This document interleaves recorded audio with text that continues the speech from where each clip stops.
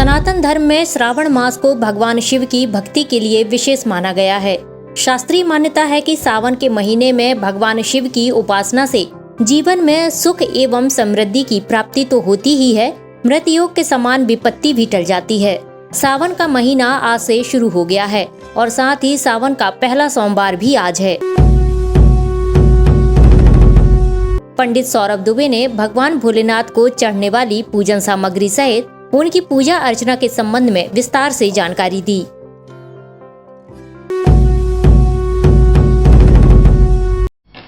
नमामि शमीशान निर्वाण रूपम विभुम व्यापकम ब्रह्म वेद स्वरूपम निजम निर्गुणम निर्विकल्पम निरीहम चिदाकाश माकाश वासम वजेहम। आप सभी को नमस्कार। श्रावण मास का पुनीत शिव मास, जिसे भगवान शिव का सबसे प्रिय मास कहा जाता है, 22 जुलाई से प्रारंभ हो गया है। इस श्रावण मास में इस साल विशेषताएं बहुत सारी हैं। सबसे पहले तो श्रावण मास में 5 सोमवार पड़ रहे हैं। सोमवार का जो दिन है ये भगवान शिव को अति प्रिय दिन माना गया है। इसे चंद्रवार भी कहा जाता है और चंद्रमा भगवान शिव के मस्तक पर विराजमान है, वो भी द्वितीया का चंद्रमा, वह भी अपूर्ण चंद्रमा। भगवान शिव सर्व समर्थ हैं, वह अपूर्ण को भी पूर्ण बनाने में सक्षम है। इसलिए उस द्वितीया के चंद्रमा को प्रभु जो अपने मुकुट के रूप में धारण किए हुए हैं और हम और आपको ये संदेश दे रहे हैं कि जो अपूर्ण मुझसे जुड़ता है उसे मैं पूर्ण बना देता हूँ। तो यह 5 सोमवार का ऐसा सामंजस्य इस वर्ष देखने को मिल रहा है, जिसमें एक गुरु प्रदोष प्राप्त होगा तो एक शनि प्रदोष प्राप्त होगा। अमावस्या तिथि पर रवि पक्ष का योग भी हमें यहाँ प्राप्त हो रहा है। तो यह इस साल श्रावण मास जो है हमारे लिए बहुत विशेष हो जाता है। श्रावण मास में भगवान शिव का विधिवत पूजन किया जाता है, रुद्री का निर्माण किया जाता है। असंख्य रुद्र का भी आप निर्माण कर सकते हैं। अपनी कामना के अनुसार आप पार्थिव या फिर आप जो है पार्थिव मूर्ति की स्थापना करके उनका पूजन कर सकते हैं, या स्फटिक की मूर्ति का पूजन कर सकते हैं, या पारद की शिवलिंग का पूजन कर सकते हैं। जो भी आपके पास व्यवस्था हो उस व्यवस्था के अनुसार भगवान शिव का षोडशोपचार विधि से पूजन करना चाहिए। राजोपचार से भी हम जो है भगवान का पूजन कर सकते हैं। कई जगह भगवान का अर्चन सहस्त्रार्चन के रूप में उनके हजारों नाम के द्वारा किया जाता है और भगवान शिव का पूरे परिवार के सहित पूजन होता है। इसलिए भगवान गणेश, माता पार्वती, स्वामी कार्तिकेय, नंदी, वीरभद्र, कुबेर इत्यादि सभी का जो है भगवान के साथ में पार्थिव शिवलिंग के साथ में पूजन करना चाहिए। इसका विशेष फल हमें प्राप्त होता है। भगवान शिव को बिल्वपत्र अत्यधिक प्रिय है और बिल्वपत्र जो है यह लक्ष्मी का प्रतीकात्मक भी है। महालक्ष्मी को भी बिल्वपत्र अति प्रिय माना गया है। और श्री सूक्त में एक मंत्र आता है कि मनसा काममाकूतिम वाचः सत्यमशीन्महि पशूनाम रूपमन्यस्य मयि श्री श्रयताम यशः। भगवान शिव को बिल्वपत्र इसलिए प्रिय है क्योंकि यह जो बिल्वपत्र है इसमें सारी एनर्जी को, आपकी जितनी निगेटिव से निगेटिव एनर्जी है, इसे पॉजिटिव बनाने में बिल्वपत्र समर्थ है। सारी नेगेटिविटी को दूर करने में बिल्वपत्र को हम बहुत अच्छी औषधि के रूप में भी देखते हैं। इसीलिए बेलपत्र जो है भगवान को अति प्रिय है। भगवान शिव के ऊपर अगर आप बेलपत्र चढ़ा करके उसे अपने साथ रखते हैं तो आपकी नेगेटिविटी भी दूर होती है, आपके एनर्जी भी पॉजिटिव होती है, आपका ऑरा भी पॉजिटिव होता है। तस्य फलानि तपसा नृदन्तु मायंतरा याक्षवाह्या अलक्ष्मी। और हमारे यहाँ कहा गया है कि अलक्ष्मी को दूर करने के लिए भी बिल्वफल, बिल्वपत्र बहुत ज्यादा सुखद माना गया है, शुभ माना गया है। तो जब भी लक्ष्मी की प्राप्ति करना हो और अलक्ष्मी को दूर करना हो, जिसे दरिद्रता कहा जाता है, तो तुलसीदास जी ने कहा है कि सुमति कुमति सबकी ओर रही। जहां सुमति रहेगी वहां लक्ष्मी का निवास रहेगा और जहां कुमति रहेगी वहां पर जो है दरिद्रता और अलक्ष्मी का वास रहेगा। तो इस अलक्ष्मी को दूर करने के लिए भी बेलपत्र बहुत समर्थ है। भगवान शिव को बेलपत्र अर्पित करना चाहिए, बिल्वफल अर्पित करना चाहिए, आग का पुष्प अर्पित करना चाहिए, दत्तूर जो फल है वह भी भगवान को अर्पण करना चाहिए। भगवान का पूजन जो है दूध दही घी शहद शक्कर से तो होता ही है, पंचामृत से तो होता ही है, परंतु अपनी कामना के अनुसार भी यदि आप धन की कामना से भगवान का पूजन कर रहे हैं तो अनार के रस से भगवान का रुद्राभिषेक करना चाहिए। यदि आप संतान के लिए या अपने परिवार के सुख समृद्धि के लिए कामना से भगवान का पूजन करते हैं तो आपको गन्ने के रस से पूजन करना चाहिए। यदि आप पुत्र या पुत्री की कामना से या संतान की कामना से यदि आप भगवान का पूजन कर रहे हैं तो दुग्धाभिषेक भगवान का करना चाहिए। यह भी कामना के अनुसार अलग अलग वस्तुओं से आप भगवान का अभिषेक कर सकते हैं। हमारे यहाँ कहा गया है कि भगवान पंचवक्त्रम त्रिनेत्रम, 5 मुख भगवान के और त्रिनेत्र बतलाए गए हैं, और 3 जो नेत्र हैं वह एक सूर्य है, एक चंद्रमा है और एक अग्नि है। और भगवान शिव जो है सामंजस्य के देवता माने जाते हैं। सामंजस्य किस प्रकार है, तो भगवान के मस्तक पर जो है वह गंगा विराजमान है, और तीसरा नेत्र अग्नि का प्रतीक है। जल और अग्नि एक साथ है, 2 नेत्र सूर्य और चंद्रमा ये दोनों एक साथ है। भगवान का वाहन है वृषभ और माता पार्वती का वाहन है सिंह। शत्रु भाव रखते हैं परंतु एक साथ है। भगवान के गले में लिपटा हुआ सर्प और गणेश जी का वाहन है मूषक, शत्रु भाव है परंतु एक साथ है। यही नहीं, भगवान के गले में लिपटा हुआ सर्प और कार्तिकेय जी का वाहन मोर, ये भी शत्रु भाव रखने वाले हैं, परंतु भगवान इस प्रकार सामंजस्य के देवता माने जाते हैं कि वह समस्त जनों को, चाहे असुर हो, चाहे नर हो, चाहे गंधर्व हो, चाहे किन्नर हो, सभी लोग भगवान का पूजन करते हैं। भगवान शिव के साथ में भूत पिशाच प्रेत इत्यादि सभी लोग रहते हैं, तो देवता भी निवास करते हैं और भूत प्रेत भी निवास करते हैं, इसलिए भगवान शिव को सामंजस्य का देवता कहा जाता है। और भगवान शिव समुद्र मंथन से निकली हुए उस विष को ग्रहण करके हमें यह संदेश भी देते हैं कि जीवन में यश और अपयश दोनों की वृद्धि एक साथ होती है, परंतु यदि हम उस अपयश रूपी विष को पी लें तो निश्चित तौर पर हमारा जो जीवन है वह उन्नति की ओर अग्रसर होता है। जिस प्रकार भगवान शिव ने उस विष को पी करके अपने गले में रख करके हम और आपको जीवन दिया, प्राण दिया, उसी प्रकार यदि हम अपयश रूपी विष को पी करके लोगों को खुश कर सकते हैं या अपने कार्य में प्रगति प्राप्त कर सकते हैं तो इस भगवान शिव की कृपा से ही हो सकता है।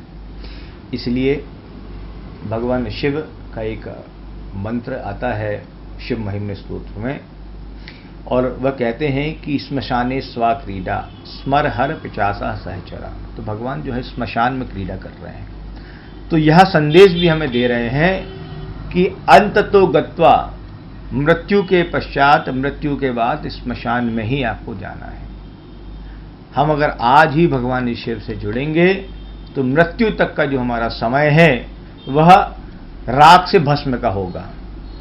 हमारी मृत्यु राख के माध्यम से होनी है, परंतु भगवान शिव को भस्म पसंद है। चिता भस्मा लेप सपक न करोटी परिकरा। चिता की राख प्रभु जो है, चिता की भस्म प्रभु अपने शरीर में लपेटते हैं। तो हमें यह संदेश भी देते हैं कि यदि हम भगवान शिव से जुड़ेंगे तो निश्चित तौर पर जो हमारी राख है वह भस्म बन करके भगवान शिव को समर्पित होगी, भगवान शिव को अर्पित हो जाएगी। और वह राख अगर अर्पित हो गई तो हमारा जीवन भस्म रूपी उनके साथ में सदा निवास करता रहेगा।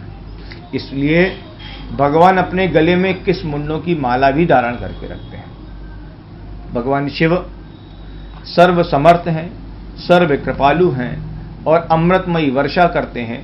चाहे राम के साथ में हो चाहे रावण के साथ में हो, दोनों ही भगवान के शिष्य हैं। यदि देखा जाए तो दोनों ही भगवान शिव को पूजते हैं। ये बात और है कि भगवान शिव स्वयं प्रभु श्री राम को पूजते हैं, परंतु यदि विचार किया जाए तो राम भी भगवान शिव के शिष्य हैं तो रावण भी भगवान शिव के शिष्य हैं। दोनों को एक साथ सामंजस्य के साथ में प्रभु रखते हैं। तो इस श्रावण मास में यह एक पुनीत मास जो प्रारंभ हुआ है, इसमें विशेषता यह रहेगी कि 25 तारीख को मौना पंचमी रहेगी। मौना पंचमी जो है यह उत्तर भारत का बहुत ही प्रसिद्ध एक त्यौहार है। ये मौना पंचमी के रूप में मनाया जाता है। उसके बाद 29 तारीख को दूसरा श्रावण सोमवार पड़ेगा। इसके पश्चात 1 तारीख को 1 अगस्त को गुरु प्रदोष पड़ेगा। भगवान शिव का विधिवत पूजन किया जाएगा और गुरु प्रदोष में किसी भी कामना से यदि आप भगवान को बिलपत्र अर्पित करते हैं तो ये कामना भी आपकी पूरी होती है। इसके पश्चात 4 अगस्त को जो है वह हरियाली अमावस्या रहेगी। हरियाली अमावस्या और रवि पक्ष का जो संयोग है वह ईश्वर से एक साथ प्राप्त हो रहा है, यह भी हमारे लिए बहुत सुखद संयोग रहेगा। इसके बाद 5 अगस्त को जो है वह सोमवार रहेगा। फिर हरियाली तीज 7 अगस्त को रहेगी। 9 अगस्त को नागपंचमी का व्रत मनाया जाएगा, नागपंचमी का पर्व मनाया जाएगा। 12 तारीख को जो है वह पुनः श्रावण सोमवार जो कि 4था सोमवार रहेगा। बहुत से लोगों का इस वर्ष कन्फ्यूज़न भी है कि चूंकि रक्षाबंधन का जो त्यौहार है, जो पर्व है, वह पूर्णिमा के दिन पड़ता है और पूर्णिमा के दिन भी जो है वह सोमवार है, तो क्या 5वां सोमवार मनाना चाहिए या नहीं मनाना चाहिए।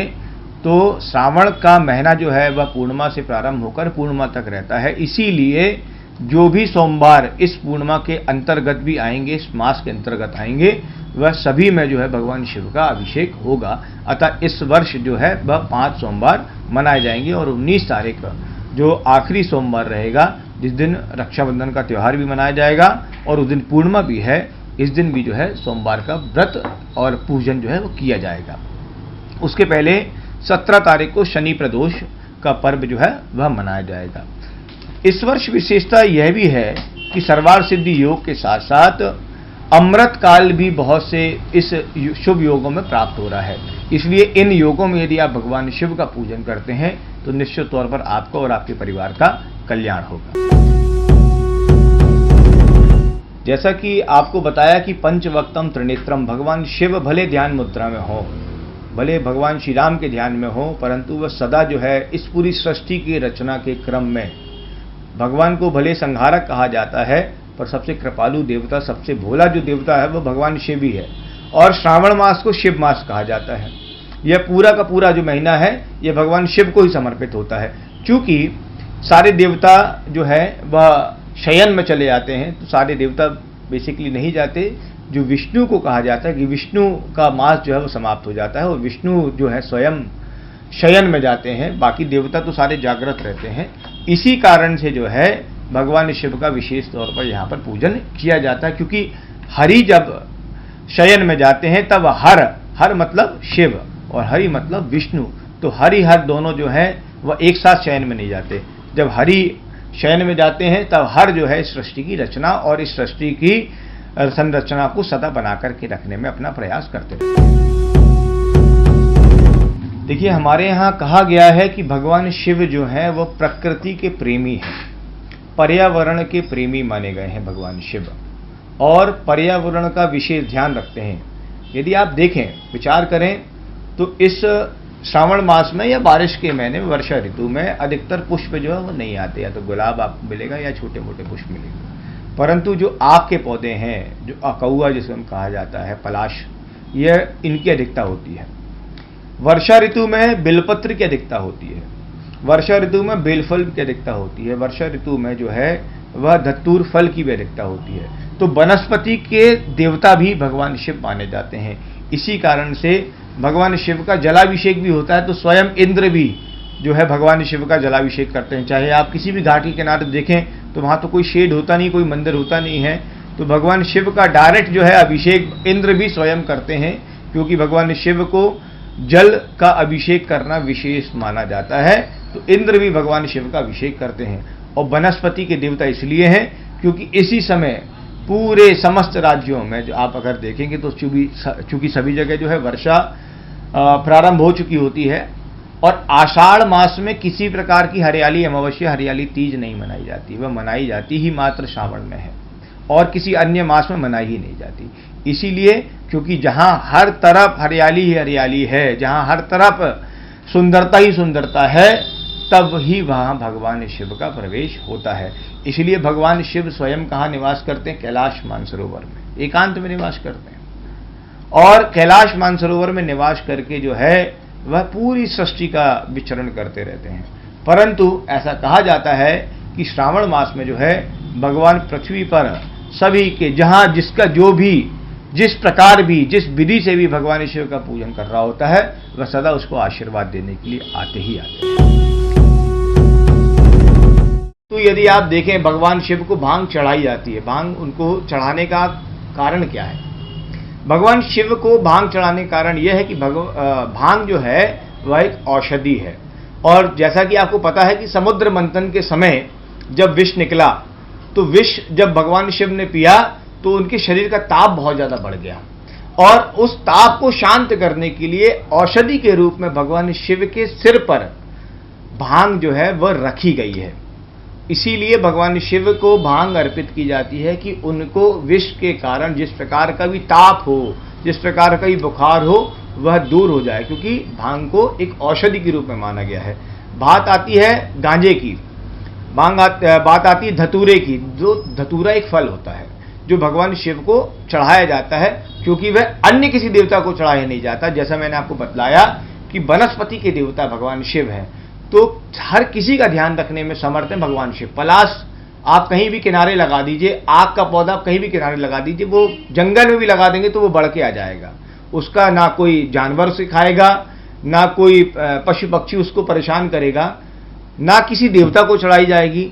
तो वो भगवान शिव ने वनस्पति के रूप में उसको अपने साथ ग्रहण कर लिया, और जो जिसके पास भी नहीं होता वह शिव उसे ग्रहण कर लेता है। इसलिए उस आग को भी भगवान ने ग्रहण किया और धतूर फल को भी ग्रहण किया। भगवान शिव ने तो विष भी पिया है, परंतु हम विष नहीं पीते, हम भांग धतूर नहीं खाते। हम गांजे को बात करते हैं कि यह तो भगवान शिव का प्रसाद है। ऐसा नहीं है, यह एक व्यसन है, और भगवान शिव को मात्र औषधि के रूप में जो है भांग चढ़ाई जाती है, ना कि गांजा चढ़ाया जाता है और ना कि धतूरा चढ़ाया जाता है। हाँ, धतूरा फल के रूप में उनको अर्पित किया जाता है, क्योंकि ये जंगली फल माना जाता है, तो यह भगवान शिव को समर्पित किया जाता है। और इसका जो बीज होता है ये बहुत ज़्यादा जहरीला होता है, परंतु इसमें भी ठंडक होती है। तो भगवान शिव के शरीर को ठंडक पहुंच सके, इसलिए भांग और धतूरा भगवान को अर्पित किया जाता है। बाकी किसी प्रकार के व्यसन के लिए जो है भगवान नहीं कहते, और ना ही इस प्रकार के व्यसन करना चाहिए।